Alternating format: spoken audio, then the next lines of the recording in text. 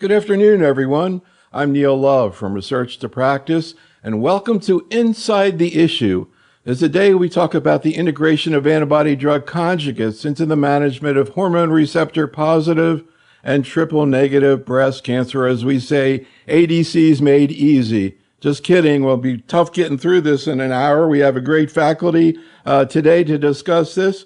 Professor Peter Schmid from the Barts Cancer Institute in London, and Dr. Sara Tolaney from the Dana-Farber Cancer Institute in Boston. We recruited 4 other investigators, including Dr. Tolaney's colleague, Dr. Burstein, to participate in a survey, and we'll show you the results of that, detailing their usual treatment approaches. As always, if you have any cases or questions you'd like to run by us, just type them into the chat room, and we'll talk about as many of these as we have time. As in all of our webinars, there's a 1-minute pre- and post-meeting survey in the chat room. If you take that, you'll get a lot more out of this meeting. We know a lot of people end up listening to our programs. If you're into podcasts, check out our Oncology Today series, including a recent program on triple-negative breast cancer with Drs. Kalinsky and MacArthur. Tomorrow, we're going to be doing a really great another webinar on ALK-targeted therapy, particularly looking at the adjuvant ALINA trial. And then we're going to be taking a break from webinars for a few weeks. We'll be back in August looking at HER2 targeted strategies in the management of GI cancers. Lots to talk about there, not just TDXD, but also tucatinib, trastuzumab as well. On August 29th, we'll be talking about neuroendocrine tumors. That's a great opportunity, something we don't talk about very often. We'll be going to the SOHO meeting this year and doing several programs, one on CAR-T therapy, non-Hodgkin lymphoma and CLL, and also current management of diffuse large B-cell lymphoma. But today we're here to talk about ADCs and these 2 subsets of breast cancer. I guess we should say now we have a whole bunch of other subsets of HER2 low, HER2 ultra low, and beyond. As in all of our programs, we will be talking about the use of unapproved agents and regimens, so check the package inserts for more information. As we do in all this series, I met with each one of the faculty to record a presentation and an interview. These are posted in the chat room, but we'll also send it out along with the replay of this program. And really, should be really integrated together. These are great presentations. Sarah reviewed TROP2-directed ADCs. Peter talked about other non-TROP2, particularly, of course, TDXD, and so much going on there. I really recommend you check out those presentations. But we pulled some of the slides, and we're going to talk about some of the concepts that came out there. And here's where we're heading today. We're going to just start out talking about ADCs in general, and in particular as it relates to metastatic breast cancer. Pharmacology, and particularly what we hear more and more discussion about sequencing of ADCs. And then we'll look at some of the content that Sarah went through specifically about TROP2-directed ADCs. There are 3 of them nowadays, 1 approved. And then we'll go through Peter's review of other ADCs, including TDXD. So maybe we could just start out kind of with some basics here, Sarah.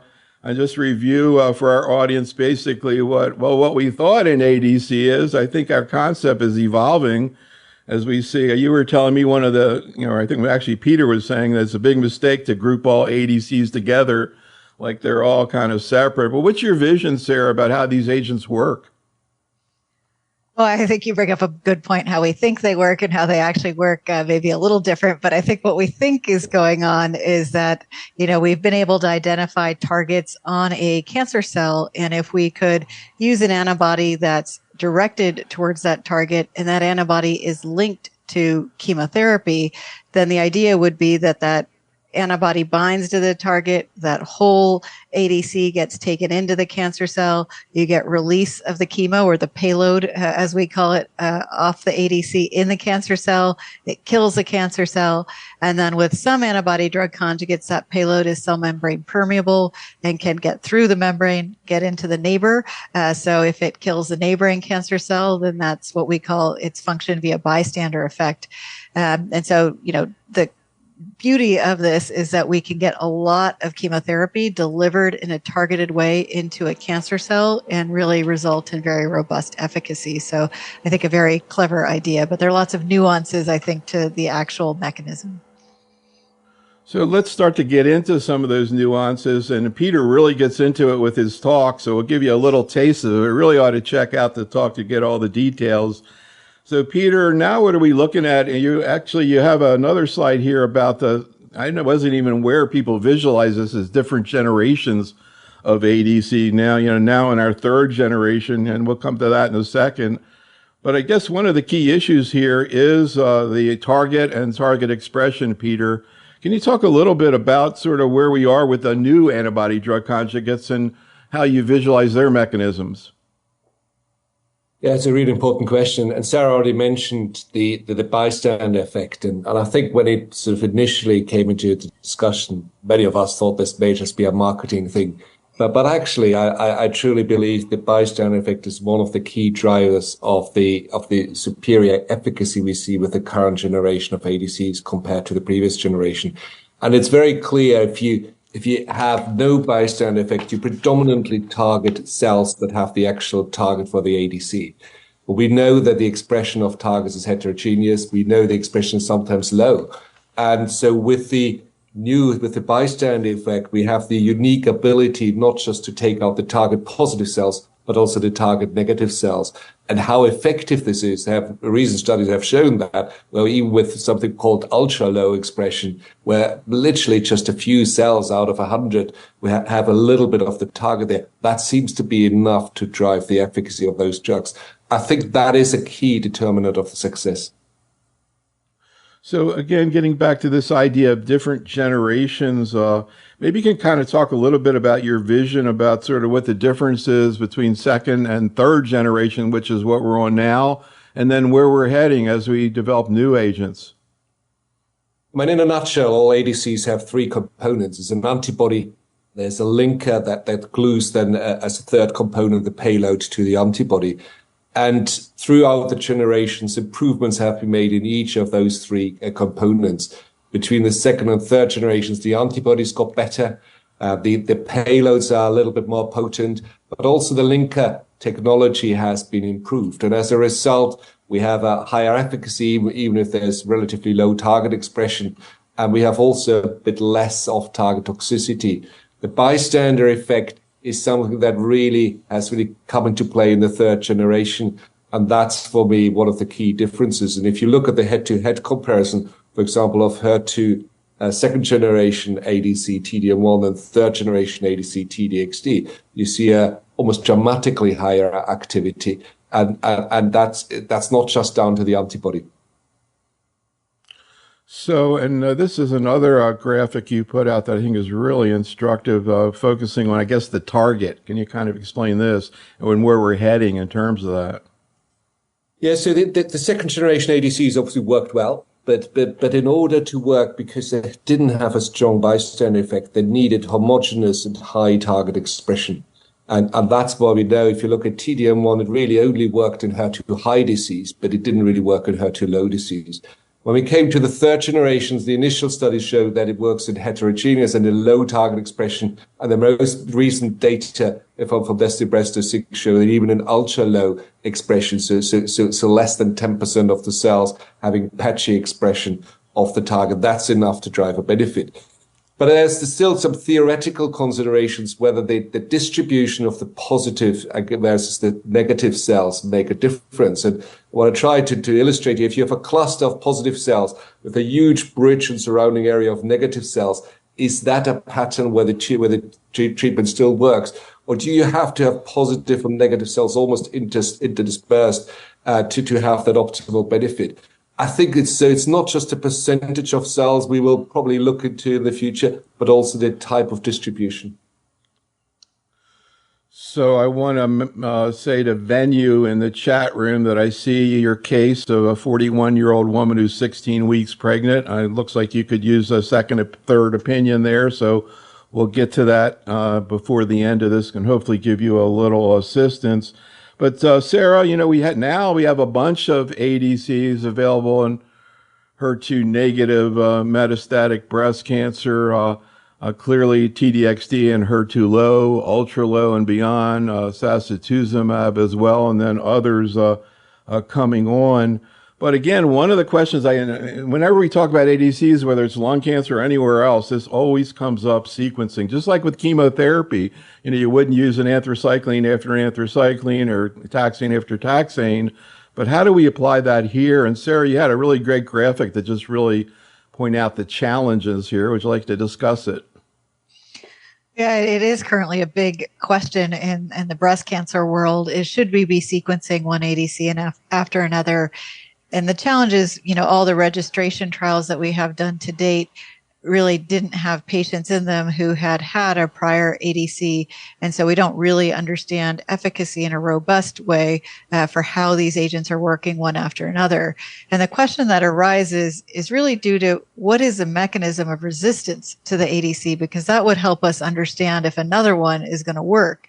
And I think the way, at least I've broken it down in my head very simplistically, is, one would think resistance is either because something happened to the target, maybe the target went away, maybe there's a mutation in the target, or something happened with lysosomal processing, so internalization of that ADC, or something happened with resistance to the chemo, so you have payload resistance, right?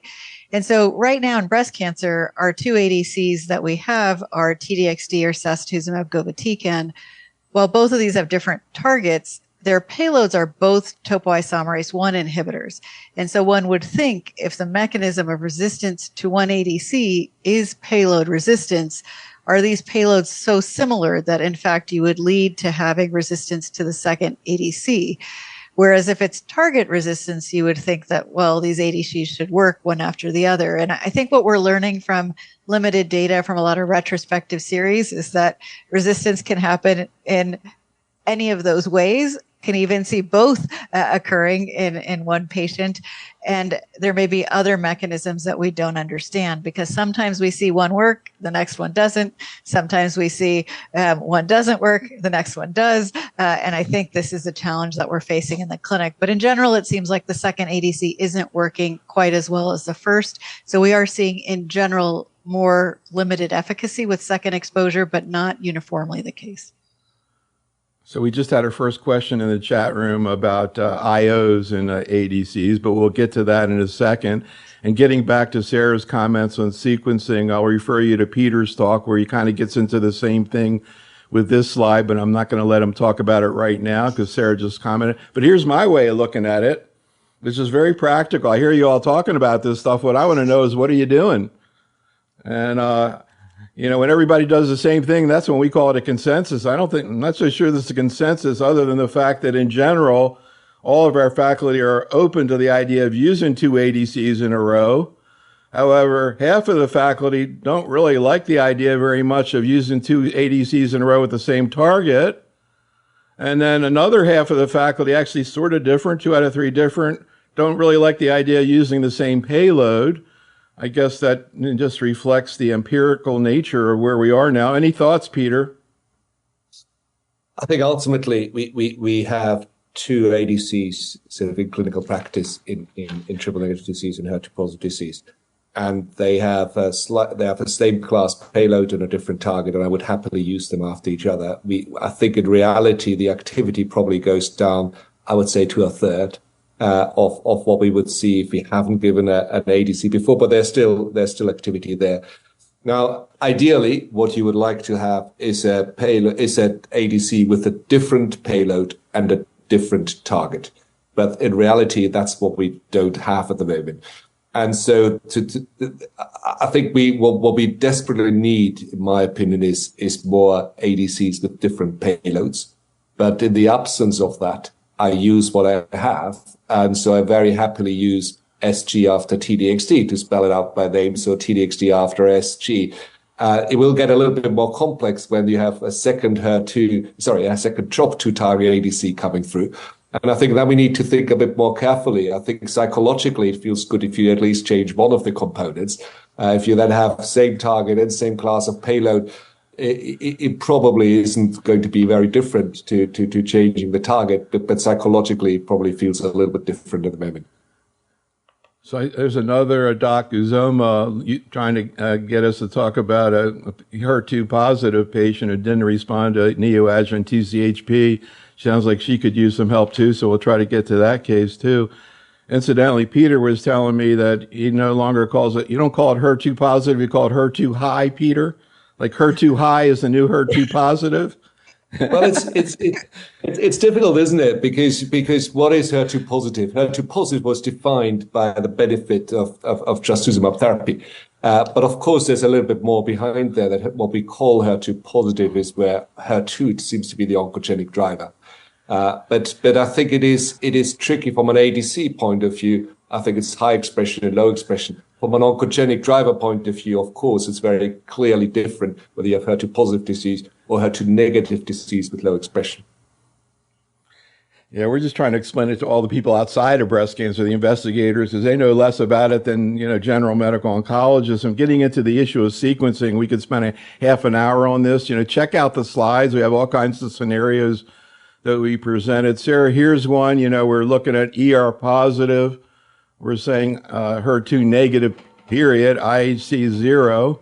And question is, what comes if you're going to give capecitabine after endocrine therapy? And we'll talk about whether or not you want to use an ADC before capecitabine. But if you're going to use, if the patient has had capecitabine in the ER positive situation, interestingly, most people, well, not interesting, obviously, these people go with sacituzumab. But then when we say same case, HER2 low, TDXD. Any thoughts, Sarah? And also, do you sort of adapt this if you have a HER2 low to whether the patient needs a response, whether there's visceral disease, et cetera, or you just TDXD for everybody? I will say I think it's getting more and more complicated because even with these questions, I actually thought it was complicated because it depends what you mean by HER2 zero. Because if we count HER2 zero as including HER2 ultra low, I've differentiated HER2 zero now into HER2 null, meaning they've got absolutely no HER2 expression, or HER2 ultra low, where they have 1 to 10% faint staining. So not quite a 1+, but not a null. And so if you went back to that question that was ER positive HER2 zero, I think my question to that was, well, what do you mean by HER2 zero? Because now I think we're going to want to know, was it ultra low? Because if it was ultra low, then maybe our answers would have been a little different, where we would have considered TDXD potentially instead of sacituzumab and some of those answers that you saw. Whereas in this case, this patient is clearly HER2 low and has already had a line of chemotherapy. And given data that we've now seen from both DESTINY-Breast04, which would support use of TDXD here, as well as DESTINY-Breast06, which supported TDXD in the first line setting, I think it becomes the natural choice. And I would say to your question, I usually use it in almost all patients post-capecitabine. I think it was more robust when compared head-to-head to taxane in DB06. And so I think it gives me some comfort in thinking it's probably from an efficacy standpoint superior. And if you're trying to make a decision between IV chemo, I probably would pick the TDXD in this setting. So I kind of want to get moving on here because we got so many other things to talk about. But audience, check out the in the presentation that Sarah did. We actually got into the issue of ER low. We won't even get into that now, but that's actually pretty interesting. So Peter, what about triple negative? So straightforward triple negative, not too much question about what happens after anthracycline taxane. You got great data with sacituzumab. But then when you have HER2 low, we've seen this right from the day the HER2 low data DESTINY-04 was presented, which people still prefer sacituzumab in the triple negative HER2 low situation before TDXD. Any thoughts, Peter? I think I wouldn't look at it as a reflection of the efficacy of one drug over the other. It's more a reflection of the evidence we have. And we have a large randomized phase 3 trial just focusing on triple negative breast cancer with sacituzumab. And we have a subgroup of patients of around 60 patients who were treated with TDXD. Now, the signal in the triple negative patients with TDXD was very comparable to the signal in patients with ER positive disease. And so I think we still have very impressive activity. But I would, at the moment for TNBC, choose the drug where I have slightly more data. And that would be my first choice. And I think everyone else felt the same way. That's why sort of unanimously sacituzumab govitecan was chosen as the first option. But as I said, that's a reflection of the data, the amount of data, the quality of data, not actually of the efficacy. So, Peter, we're all waiting to see the survival data from Keynote 522, hopefully in the next few months, hopefully. And I know we're not talking about that, but Hassan in the chat room has a case real quick. Curious what you think. Triple negative breast cancer, 3-centimeter primary, TILs, negative nodes by MRI and ultrasound mammography. How would you approach neoadjuvant therapy in this patient? So I think it's very clear that patients with stage 2 or stage 3 disease should be considered for neoadjuvant therapy. And I think it's very clear that they should these days, unless there's a clear contraindication, be considered for a combination of chemotherapy and immune therapy. And that's based on a significant improvement in event-free survival. And many of you may have seen the press release now also in overall survival, although the data obviously are not yet in the public domain. What's really interesting, and we often have clinically discussion, well, this is just a T2N0 patient. Do they really need chemotherapy and immune therapy? Well, we presented all the different subgroups, whether it's N0, whether it's T2N0, whether it's stage 2, they all have a very similar, possibly even a bigger benefit of immune therapy. The hazard ratio was certainly almost better in the lower risk group patients. And the delta, the absolute benefit in terms of event-free survival is between 8 and 10% in those groups. So I think in terms of clinical parameters, if you meet the criteria for Keynote 522, and that's a tumor of 2 centimeters or larger and or lymph node positive, then I would always consider neoadjuvant chemotherapy as per the 522 regimen plus immune therapy. So we're really looking forward to seeing those survival data. Let's talk about TROP2 ADC. Sara, you go through this in your talk. Can you talk a little bit about what TROP2 is, where we see it, and the relationship, if any, to treatment benefit for sacituzumab govitecan? Yeah, so we know that TROP2 is expressed very commonly in breast cancer, actually really across all the subtypes of breast cancer. More than 90% of tumors will have TROP2, at least some level of TROP2 expression. And so it becomes a really nice target for an ADC because it's seen on the cancer cell and not so much on normal cells, and so gives you a nice way to deliver chemotherapy. The question, though, that you bring up as a good one is, does the degree of TROP2 expression impact the efficacy to sacituzumab govitecan? Since it's targeting TROP2, one would think, well, you're likely to have more efficacy if you've got a lot of TROP2 there. And so this was looked at both in the ASCENT trial, the registration trial in triple negative disease, as well as in TROPiCS-02, which was the registration trial in hormone receptor positive disease. And generally what you saw is, irrespective of TROP2 expression, sacituzumab always did better than chemo, whether you were TROP2 low or TROP2 high. But what you do see, which I think is intriguing, is as TROP2 expression increases, your absolute progression-free survival, which was, I think, very nicely seen in ASCENT, was longer. And so it does seem like as TROP2 expression is higher, you are probably going to have a longer benefit from treatment with a TROP2-directed ADC. Yeah, I found that really interesting. I hadn't heard that myself before. So, Peter, we have one approved and 2 other TROP2-directed agents now in investigation. Any thoughts where this is going to end up in the next few years before we get into what we know at this point? Well, I think what is very clear is that TROP2 targeted ADCs already play a role and will play a substantial role in the treatment of ER-positive and triple-negative breast cancer. I think we will see some of these drugs moving into earlier lines. I think many of us feel that the first-line studies have a very good chance of being positive. I expect a lot from the interaction between IO and ADC, and I'm really intrigued to see whether that may possibly widen the indication for immune therapy. And we will hopefully see some of those agents move into the early disease setting. I think with the lowest hanging fruit probably being the post-neoadjuvant setting in triple-negative breast cancer, where I'm personally convinced that TROP2 target ADCs will be better than our current standard with capecitabine and pembrolizumab, because capecitabine is just not a very effective drug. How it pans out ADC1 against ADC2 against ADC3. I don't think we will see those studies happening. I don't think they're necessarily our priority to compare A, B, and C. But I think each of those drugs may opt for a slightly different niche, and we will probably see more than one drug being approved. And then over time, we will work out whether there are some subgroups where one drug may be a little bit better than the other. I think some of this will also pan out in terms of the safety profile, which are distinctly different from what we know at the moment with, for example, SG or Data-DXd. So speaking of IO and ADC, I think the same day that we recorded Peter's interview, we did a webinar with his colleague there down the hall, Tom Powell's, and, IO, ADC, first-line therapy, bladder cancer, Tom's like on a Time magazine, et cetera. But everybody is looking at that, and that beat cisplatin first line. So I think it got a lot of attention.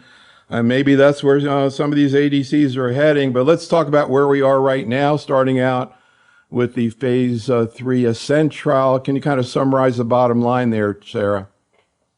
Yeah, the bottom line with ASCENT is that when sacituzumab was compared to treatment of physician's choice chemotherapy in patients who had pretreated metastatic triple-negative breast cancer, in essence, sacituzumab did better in terms of both progression-free survival and overall survival, in essence, doubling overall survival.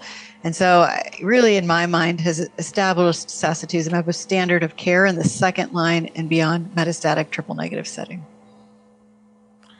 And here, of course, are the PFS and survival data. Can you talk a little bit about what was seen there and what you see clinically in terms of tolerability? Obviously, the two big issues there being neutropenia and diarrhea. Yeah, I mean, I think it is really important to know when you use sacituzumab that neutropenia is very common. So about half of your patients are going to get high-grade neutropenia, and most of these patients will require growth factor utilization. So about 50% of patients in the ASCENT trial ended up on growth factor. And when you use it, it does keep people on schedule. So I think really important to be aware of. The diarrhea, on the other hand, is usually low grade. And so most of my patients will do fine with just as needed loperamide. And I feel like that helps control it well. And I think the other thing just to make people aware of is that everyone pretty much goes bald when you give them sacituzumab. So if they have hair, it is important to counsel them that they will lose their hair with this agent. So, Peter, in terms of management of cytopenias, I'm kind of curious. Here's a scenario for you. Patient comes in, cycle 4 of SG, day 1 has an absolute neutrophil count of, let's say, 1,100. What do you do with the next cycle?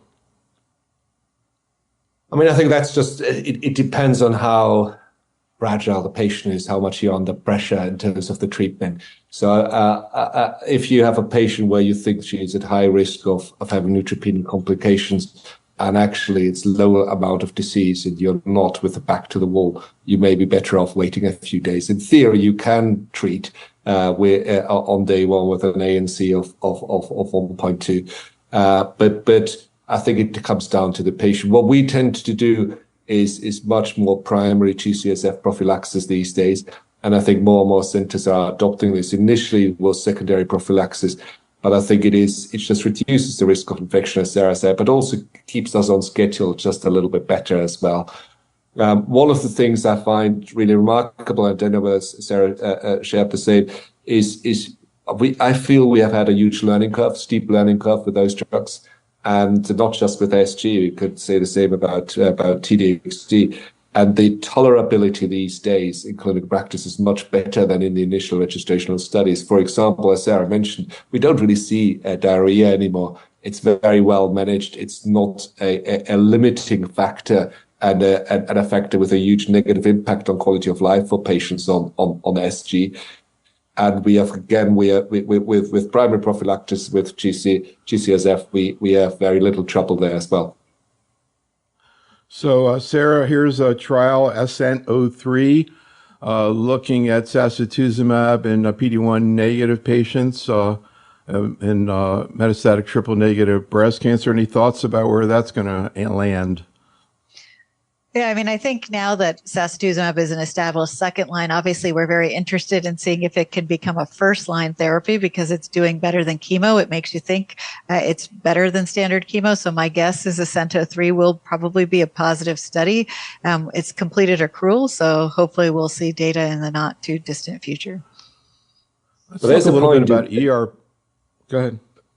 So if you look at obviously TNBC totally different to the positive disease, but if you look at DESTINY-Breast06 versus DESTINY-Breast04, and yes, I think what is impressive is always these high response rates with ADCs, but also that those response rates are still very high in a second and third line setting. And if you look at the delta in terms of PFS, almost the first line and the second, third line study, that's almost identical. So if you take first line and second line treatment sequentially, you may not actually have such a big difference. So I agree with you that I'm excited about seeing these drugs moving into the first line setting. Having said that, I would love to see proper sequencing study, first line versus followed by second line versus second line followed by first line, and see which sequence is ultimately providing optimal patient benefit. Yeah, including patient-reported outcomes. I think that'll be pretty interesting. All right, Sarah, what about an ER-positive, HER2-negative disease, TROPiCS-02? So this study was for patients who had pretreated metastatic hormone receptor-positive disease. So they had to have had 2 to 4 lines of prior chemotherapy in the metastatic setting and have progressed on a CDK4/6 inhibitor and a taxane. So very heavily pretreated population. And sacituzumab was compared to treatment of physician's choice chemo. And you saw that there was an improvement in progression-free survival, as well as a significant improvement, about a 3-month delta in terms of overall survival. So I think where we think about sacituzumab and metastatic hormone receptor-positive breast cancer has been predominantly in the second line or later in terms of lines of chemotherapy. So if someone, for example, was not a candidate for TDXD, was not a HER2 low patient, you would think about sacituzumab after a line of standard chemotherapy for metastatic disease, or you would think about it post TDXD in someone who had HER2 low disease. So this is a study I sure would like to see the results for. Would you like to comment on it? Yeah, so Ascento 7 is, since we just said sacituzumab is currently what we think of as a second line chemo for metastatic ER-positive disease, obviously there's interest in seeing if it could replace first line chemo. And so this is Ascento 7, which is currently accruing, really comparing sacituzumab to standard chemo. I think the challenge is that, this is a trial that is irrespective of HER2 low status. So if you're HER2 low or HER2 zero, you could go on to this study. I would say in the United States, most of these patients now post DB06 are going to be getting TDXD in this setting. And so I think it has a high bar to think about whether or not we'd actually move towards utilizing sacituzumab first line when we saw, such a robust benefit in DB06. Although there is a little ILD there, and also in DB06, Peter, I think it was like about 11%, and most of it, at least as what they reported, was grade 2 or greater. So I guess does that enter into your decision? I mean, you have patients maybe smoking history or lung mets, or does that alter your thoughts about using TDXD, for example, if we do end up in a situation where we might have a choice? I think you're right. I mean, I think there's a small percentage of patients where you have relative or absolute contraindications for the use of trastuzumab deruxtecan with, for example, pre-existing interstitial lung damage and prior pneumonitis. But in reality, I think most patients can be considered for treatment with trastuzumab deruxtecan. And I think if you apply the recommended monitoring strategies, and that is to do regular CT scans of the lung. We can discuss the frequency, but most people would say probably around 9 weeks or 9 to 12 weeks is probably still acceptable. Then there's a good chance that if ILD occurs, that you discover it at a relatively early stage. And I think that's important. Early stage, early intervention. Important for 2 reasons. One, it doesn't go to significant toxicity. And one of the interesting observations, you see very little grade 4 events with trastuzumab deruxtecan. You see grade 1, you see grade 2, you see grade 3, and you see very occasionally grade 5 events. So what I would interpret from there is if it gets to severe events, it's very difficult to manage them. And unfortunately, we still lose a very small percentage of patients to this toxicity. So early detection, early intervention is key. And that means pausing the drug, possibly considering steroids. But when it gets to grade 2 and grade 3, then we also do not re-expose patients to the drug. So a couple questions in the chat room. Back to you, Sarah. Bertha wants to know, when you use pegfilgrastim, you use day 1 and day 8 or just day 8? Shoba wants to know any data on SASI given day 1 and 15 out of Q28. Yeah, those are really good questions. It's complicated when you're giving a drug on day 1 and day 8 because you can't give a long-acting growth factor on day 2 because it would be then overlapping with your administration on day 8. So I think what most of us have turned to do is either we give long-acting pegfilgrastim on day 9. So either you can use the on-body formulation and put it on them on day 8 so it releases on day 9 and see if that keeps them controlled.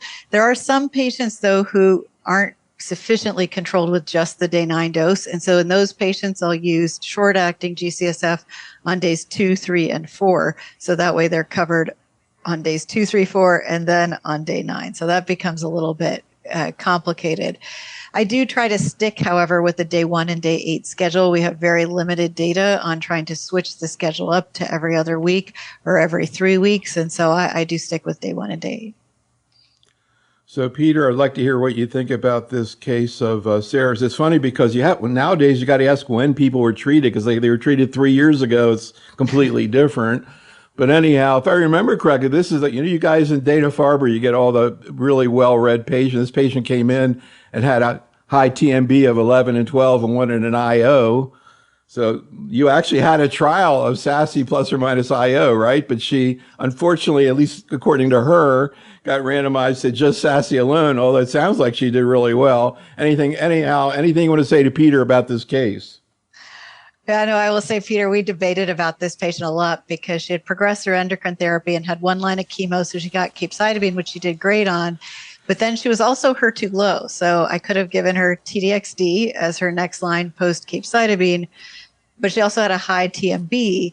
And so there was interest in seeing, should we get her immunotherapy? And generally, I like to give the immunotherapy earlier rather than later.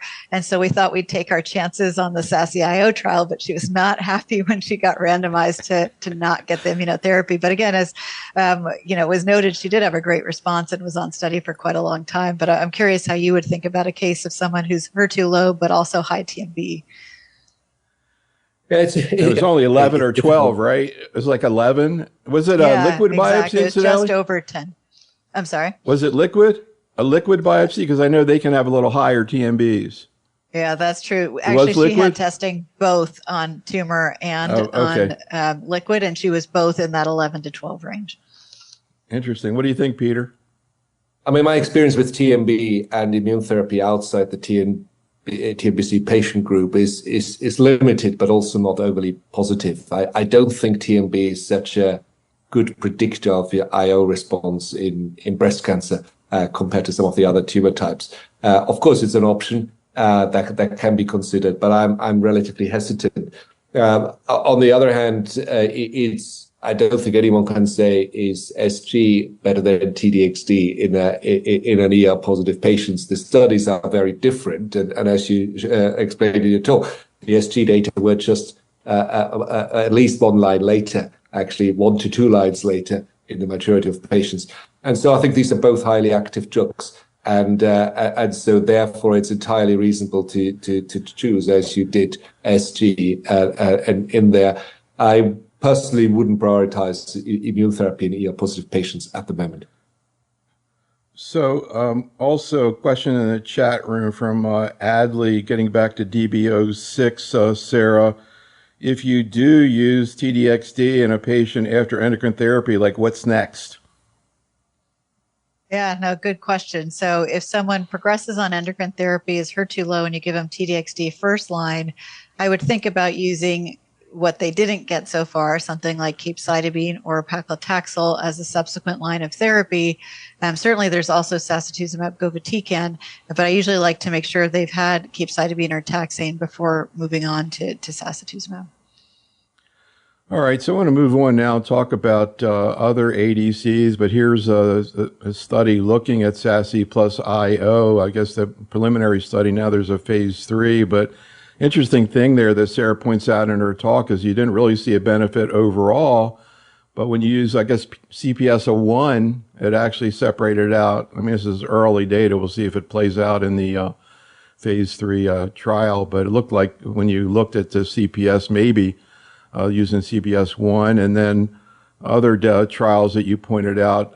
We'll talk a little bit about Dato, but that combined with an IO, pretty impressive waterfall plot, similar trial going on with SASI. So the question, these are the two trials, I guess, that we're looking forward to see the answer to these questions to be determined. I think I'm going to skip this case right here. Anything you want to say, though, about Dato? Sarah, I guess the one question we hear about, and we hear this in lung cancer too, because they're looking at it as well, the mucositis that's seen there. It seems like that seems to be more prominent than some of the other ADCs. It is really interesting to me, and I think Peter brought this up. It's funny that you can have ADCs that have the same target and also have topo-1 payloads, but actually see different toxicity profiles, because we don't see much in the way of stomatitis with sacituzumab, but we do see quite a bit of stomatitis with datopotamab, and we don't see neutropenia with datopotamab, but we do with sacituzumab. So again, it's really interesting how the toxicity profiles are so different. I have found in my clinical experience with datopotamab deruxtecan that if I use the dexamethasone mouthwash, so I have them do the swish and spit 4 times a day, and I use it prophylactically before I even start someone on Dato-DXd, I find that it works very well.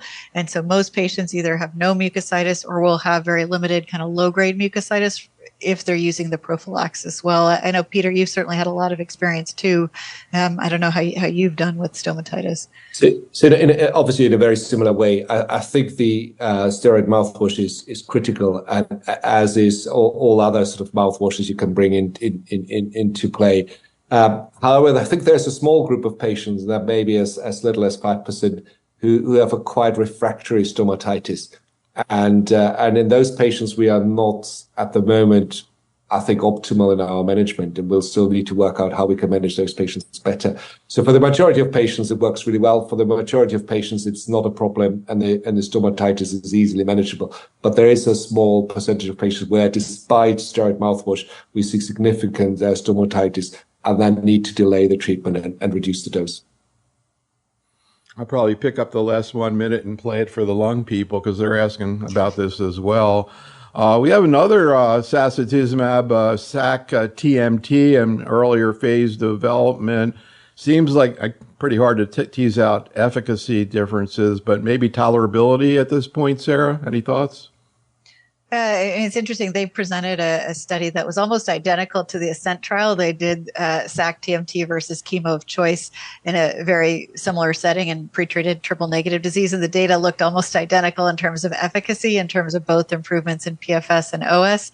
But as you point out, toxicity profiles are slightly different. I think of SAC-TMT as kind of being a little bit in between sacituzumab govitecan and Dato-DXd, because it does have some neutropenia, maybe not quite as much as SG. It does have some stomatitis, not quite as much as Dato-DXd. So I think it kind of lives in between in terms of the different toxicity profiles. So I know it's not ADCs, but it sounds like Uzoma could really use some help, Peter. We'll just flip this in very quickly. 47-year-old woman, T0N2, hormone receptor negative, HER2 positive, breast cancer, no response to 3 cycles of neoadjuvant TCHP. Any thoughts? I guess she's questioning, should they use something before surgery, like TDXD or TDM1, or just send the patient to surgery? But she needs some help. Would you like to provide it? I mean, it's obviously it's a tricky situation, and it's quite unusual that patients with HER2 positive, ER negative, do not show any response. The first question I would always ask, does no response mean the cancer is just stable in size or shrinking a little bit, but not as quickly as we would like to? So unless there is disease progression, I personally would continue at this stage. Now, in Europe, we treat a little bit differently to the US, and I think we still use a fair amount of anthracyclines in the HER2-positive arena. And I think sometimes having a different chemotherapy backbone can be helpful. Obviously, if they already have been on HER2-targeted therapy, we are a little bit more anxious. But there are data out there say if you stop the HER2-targeted treatment, give some anthracyclines, that's not unreasonable. So if the patient isn't progressing, I possibly would continue for now. We in Europe wouldn't get away with switching to TDXD at this point in time, as intriguing as it may feel, but I wouldn't do that.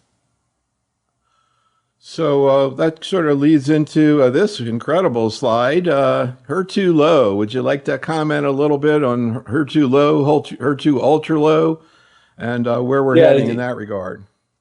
I mean, it looks much more beautiful when it's actually animated, because it's terribly confusing when you look at it in the unanimated way. But what I try to demonstrate there is really, no, that's my fault, is where the HER2 positive versus HER2 negative comes from. And HER2 positive, as we said earlier, was really coined around the benefit of trastuzumab therapy. But that's overlapping, because trastuzumab, obviously being just an antibody, was also where HER2 was the oncogenic driver. And then we realized in the large group of patients who are not HER2 positive, there are patients with 2+, 1+ expression. They have no benefit from trastuzumab, but can have a benefit from trastuzumab deruxtecan in this. And that's about what the initial studies showed. HER2 1+, 2+ is about probably 2/3 of ER-positive patients and about 1/3 of DMPC patients. Now we have this group here as HER2 zero, and obviously, as we would these days say, HER2 zero is not one group, but has patients with a little bit expression, as HER2 zero plus or ultra low, and then HER2 null. And they, of course, show activity as well. I think what's in the right bottom corner of the slide is clinically quite important, and it is that if it's not HER2 high, the HER2 status can actually change very quickly. It can be patchy within tumors, so heterogeneous. If you take 3 biopsies, you have a much higher chance of finding HER2 low expression than if you just take 1 biopsy. But it can also change over time. Now, clinically, if your last biopsy is HER2 zero, that's, in my opinion, irrelevant. If one of the biopsies was HER2 low, I would give HER2 targeted ADC therapy.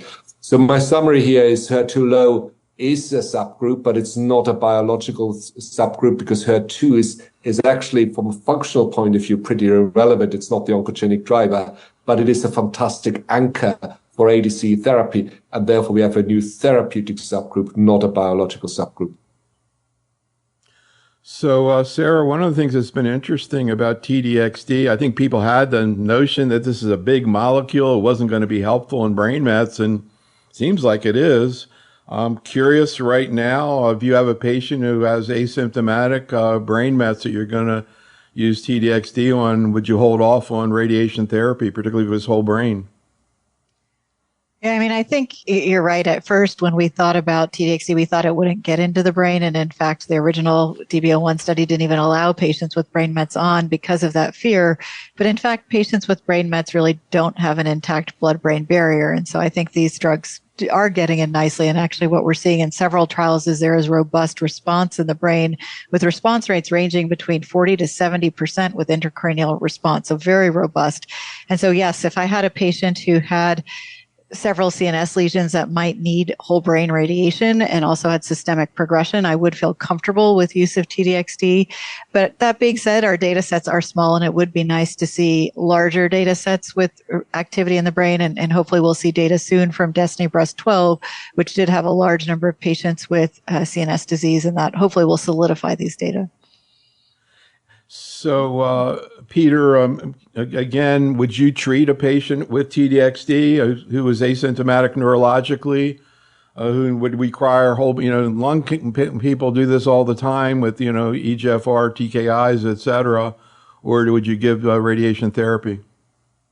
So I think there are 2 things to consider. The first thing is if you give systemic therapy, it needs two points need to come together for the treatment to work. It needs to pass the blood-brain barrier, and it needs to be an effective drug. And we sometimes get a little bit obsessed with some molecules that may pass the blood-brain barrier really well, but are actually not very effective drugs. And trastuzumab deruxtecan is a highly effective drug in terms of response rate. Whether it passes the blood-brain barrier a little bit less than, for example, some of the TKIs is unclear, but you still bring a more effective drug into the brain. And therefore, I think it is, for me, still, even in patients with brain metastasis, my preferred option. The second question is around radiotherapy. Now, we give very, very little whole brain radiotherapy these days. And with good radiotherapy colleagues, we can treat the vast majority of patients with stereotactic radiotherapy, gamma knife. And so I'm not a great fan of leaving the brain untreated to just give systemic therapy. But I'm also wouldn't hardly ever have patients who have whole brain radiotherapy these days. If you look at the volume of the disease, and the volume is relatively low, you can give stereotactic radiotherapy even with 30, 40, 50 small volume brain metastasis. And so I would, for me, it's not an either or, it's actually often a combination. And if you have substantial extracranial disease, then you want to see a response extracranially, possibly intracranially first with, let's say, TDXD, but I would still consider a stereotactic radiotherapy. 30, 40, or 50. That's pretty interesting. So there can be, Sarah, that's obviously not in the guidelines, but yeah, I was like, where did that come from? But you need to look at the overall volume of so obviously you can't do this with 42 centimeter lesions. So if you talk to the radiotherapy teams, they will say it's ultimately the treated volume is the key parameter. And if you have tiny little lesions, you can treat a relatively high number. But if it comes down to the volume. Interesting. Sarah, what about other ADCs, particularly trope-directed ADCs and CNS activity? What do we know about that? Unfortunately, we have pretty limited data. There was some data presented by Andrew Brenner, who had looked at sacituzumab in patients who had breast cancer-related brain metastases, and did a really cool study where these were patients who were going to go to surgery to have resection of a CNS metastasis, and gave sacituzumab prior to their surgery, and actually looked at drug levels in the tumor and in the CSF, and found that it was very comparable to plasma. So it's obviously was getting there. And then also followed these patients for response in lesions that weren't resected, and did see that there were patients who had CNS response. It's a small set of patients, though, and there is an ongoing study through SWOG in the United States that is enrolling patients who have CNS metastases, either hormone receptor positive or triple negative, and treating them with sacituzumab. And in fact, at our institution, there's also a study ongoing with Dato-DXd for CNS metastases. We saw a small set of data on Dato-DXd at ESMO Breast that also looked quite promising. So it does seem like TROP2 ADCs also have some CNS activity. So let's get back to Destiny Breast 06. Peter, can you talk a little bit about HER2 ultra low, which also seems to be not only effective, but I think in brain mets too. But anyhow, what about HER2 ultra low? Yeah, interesting subgroup. That's obviously a subgroup that was classified as HER2 zero. It is within the IHC zero group, but these are patients who have between 1 and 10% of cells with faint or incomplete staining on the membrane. And I think the picture illustrates it here quite well. You see essentially one cell with a fair amount of HER2, possibly one of a tiny bit, and that seems to be enough to drive a benefit from treatment with trastuzumab deruxtecan, which is quite remarkable to consider. If possibly 98% of your cells haven't got the target, and 1 or 2% of the cells have low activity, but the data are very impressive. They are entirely consistent between the HER2 low and the HER2 ultra low group. And I think that just demonstrates we either don't fully understand what we're doing, or the bystander effect is much more pronounced than we thought. So Sarah, any comments on Destiny Breast 06, both in HER2 low and ultra low? Well, one, I will say I found these data very impressive. You know, we didn't really even understand how chemo performs in a post-CDK4 setting. And so you see, you know, in fact, capecitabine or taxane does actually pretty well, right? The PFS is 8 months. But to beat it by 5 months, in my mind, is quite impressive, both in HER2 low and ultra low. And I will say that the one caveat I will place on these data is there were only 150 patients with HER2 ultra low. It was an exploratory kind of subgroup pre-planned analysis, but not actually powered for it. And I thought one intriguing finding was that degree of HER2 expression, at least in this study, may be impacting efficacy, because if you looked at the HER2 2+ patients in DESTINY-Breast06, their hazard ratio was around 0.5. But when you look at the 1+ patients, it gets to be around 0.7, and a little bit not quite as good in the ultra low. And so, there kind of may be some degree of benefit by HER2 expression. And I think we'll have to see how that pans out further, maybe as we get more quantitative assays. So this is a patient that Peter presented in his presentation. I just want to focus on the right side here, because this is a patient who's ER positive, prior hormonal therapy, who ended up getting TDXD. Was HER2 low? Was it low or ultra low? But in any event, maybe you can talk a little bit about what happened when she was on the TDXD. It looked like she was on it for a while. And then I was really curious about this trial she went on. Speaking of your colleague, Dr. Powell's, on enfortumab vedotin in breast cancer. Glad to see that. So, I mean, I think if we focus first on the TDXD time. So this is a patient, obviously, who meets very clearly the criteria of DB06. Ultra low expression, first line situation, and has a good response. What I find, and I don't know, Sarah, whether you see this as well, we see quite a bit of oligoprogression when we treat with ADCs, so a little bit with immune therapy as well, something we wouldn't have seen very much with classic chemotherapy in the past. And so if this was a patient with multiple liver mets and bone mets, but only one of the liver lesion then started progressing.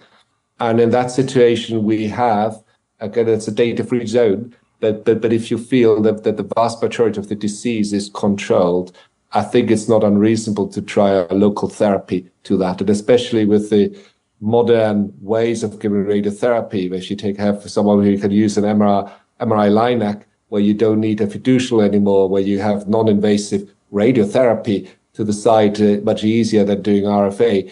We can take that one lesion out very quickly, and that patient derived a benefit for another 6 months, which I think is pretty good. That's great. How did she do in the enfortumab, particularly her skin?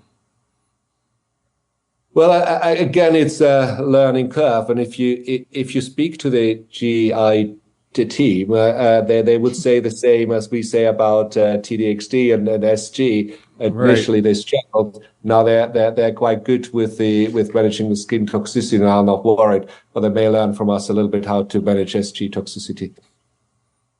Absolutely. And then here's a graphic Peter discusses. I won't go through this. I think we talked about side effects of TDXD a lot, including ILD. Just a couple other things related to TDXD I thought was interesting. I don't know how often you see HER2 mutant disease. Of course, you see that a lot in lung cancer. It looks like most people are open to using TDXD. Sarah, have you ever used it in a patient with HER2 mutation? Did you see a response, or you haven't seen it? So actually, we do see HER2 mutations, particularly in ER-positive, HER2-negative disease, a little more common in lobular cancers, so somewhere between 2 to 5% can have HER2 mutations. And we do have, neratinib with fulvestrant and trastuzumab from the Summit trial has data. But, there is data from the pan-tumor Destiny trial that focused on HER2 mutants and it had about 100 patients, and I believe about 20% of patients had breast cancer, and they had about a 30% response rate. And so it seems like something that's worth trying. And we don't, it's just a subset of that trial that had breast cancer, so we don't have very robust data, but I think reasonable to consider. I think our interpretation, if you find a HER2 mutation, you must have the receptor somewhere. And that's why we thought these patients are probably ultra low and therefore still candidates for TDXD. Yeah, I think a lot of them are actually HER2 positive. Interesting, too, both of you would try TDXD even with repeated IHC of 0. I won't get into it. This is an interesting slide about where you see things heading and whether you think that ADCs are going to land in the first-line setting. Sarah, you think an ER positive, or I'm sorry, Peter, an ER positive. Sarah, you bring up triple negative. I think a lot of people would think maybe who knows both. Actually, you know what? Let's do this case. I really want to make sure we get feedback to venue, even though it's not exactly on topic, but it sounds like something she could use some help with. So Sarah, she knows the program is on ADCs, but 41-year-old woman, 15 weeks pregnant with twins, scheduled for C-section in around December. History of Hodgkin lymphoma, treated with ABVD in 2000, and this is the real world, 2008, now presenting with clinically stage 2, T2N0, approximately 2.5 centimeter triple negative breast cancer, Q67, 90%. Regarding staging scans, I'm thinking of doing a chest x-ray with abdominal shield and ultrasound of the liver. Any other strategies? Her labs are pending with CA2729. Pembro is contraindicated. I'm just reading what she says during pregnancy. Thinking about doxorubicin and cyclophosphamide followed by paclitaxel, but she already got AVD for Hodgkin lymphoma, 300 per meter squared. Sarah, any thoughts?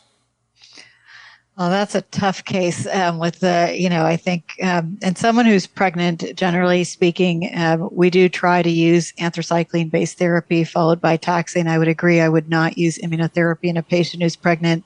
I think here the complicating factor is just the total amount of anthracycline that she's had before. I would proceed with caution here, though, and I would try it with cardiac monitoring because, it is probably the best regimen that we have. And so I think, reasonable to consider here, but again, with caution. And we do have some safety data also of using single agent taxane through pregnancy as well. Our group has published some series about that. So I think ACT is usually what we would consider here. Anything you would add to that, Peter? I think we work a lot with the cardio-oncology team, and I think very proactive monitoring after each cycle of anthracycline AC-based therapy is critical with pro-BNP and TNT, and just see how those levels possibly trade. I think we have had a number of patients, not in the same case, but where we re-challenge with anthracyclines. So 2 cycles are usually easy, straightforward. When it gets to cycle 3 or cycle 4, it can be a little bit challenging. But if the cycles are given 3 weekly rather than dose dense, she will probably be already at early 30th week or so. And then one can think about 34 weeks or so, possible early delivery, and then post surgery. I think she was. Did you say she was triple negative? I would then give carboplatin and pembrolizumab post surgery in that setting, knowing, of course, we are a little bit away from evidence. So I know that Dr. Kona really appreciates his input. We really appreciate you for teaching us so much today, Sarah and Peter. But for the audience, come on back tomorrow. I want to hear what Professor Peters and Professor Solomon have to say. You think adjuvant abemaciclib is kind of difficult. Let's talk about alectinib adjuvantly. We'll see how that goes for 2 or 3 years, and when to use it and how it goes. Be safe, stay well, and have a great night. Thanks so much, Sarah. Thanks, Peter. Thank you. Thank you.